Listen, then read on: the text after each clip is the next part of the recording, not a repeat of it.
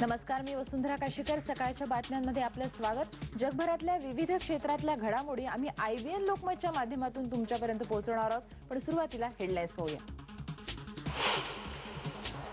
ऑस्ट्रेलियाचा दणकेबाज batsman Matthew Hayden international क्रिकेटमधून retired.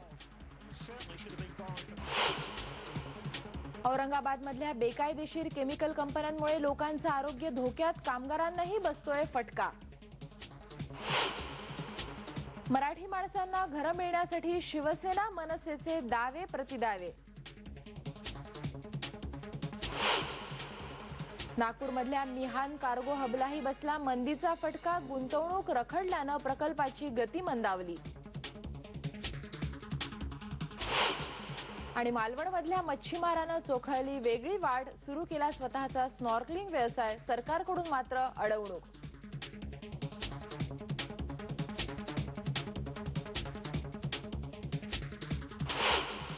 या सगळ्याच बातम्या आपण या बुलेटिनमध्ये पाहणार आहोत. पण सुरुवातीला थोडासा मार्केटचा फेर आणि यानंतर बातमी औरंगाबादची आहे. औरंगाबाद जवळच्या वाळूज परिसरातल्या केमिकल कंपन्यांचा शेतकऱ्यांबरोबरच वाळूजकरांना सुद्धा मोठा त्रास होतोय. केमिकल कंपन्यातलं पाणी खोलवर गेल्यानं पिण्यासाठी शुद्ध पाणी सुद्धा मिळत नाहीये.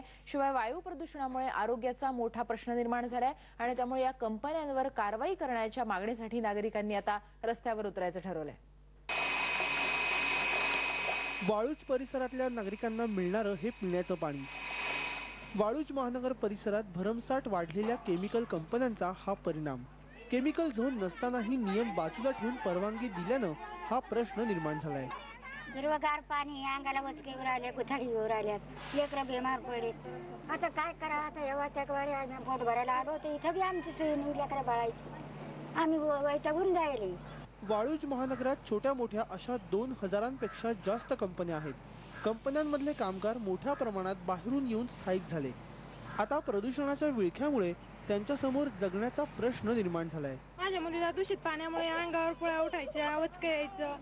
मग त्याच्यानंतर आम्ही डॉक्टरला दाखवलं. डॉक्टर म्हणे दूषित पाण्यामुळे, वातावरणामुळे असं होतं म्हणे. शरद कीर्तीकर यांनी या समस्येवर खूप लढा दिला. मात्र नियम डावलणाऱ्या कंपन्यांवर कोणतीही कारवाई झाली नाही. जे दूषित पाणी जे लोकांना भेटतंय ते आणि MIDC कडून जे पाणी भेटतंय शुद्ध, त्याचा जो टॅक्स घेतला जातो तो टॅक्स घेण्यात येऊ नये अशी आमची मागणी. वाळूज परिसरामध्ये एका पाठोपाठ एक अशा अनेक कंपन्या आल्या. कंपन्या सुरू करताना पोल्युशन कंट्रोल बोर्डची परवानगी घ्यावी लागते.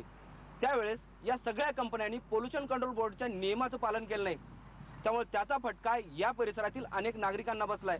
धनदांडग्या लोकांच्या कंपन्यांनी शेतकऱ्यांना अडचणीत आणलं आणि आता ह्याच कंपन्या कामगारांनाही त्रासदायक ठरू लागल्या आहेत. व्हिडिओ जर्नलिस्ट पैनसह माधव सावरगावे, IBN लोकमत, औरंगाबाद.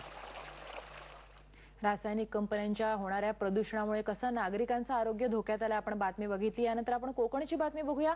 मालवणमधल्या एका मच्छीमारानं वाळूज परिसरातल्या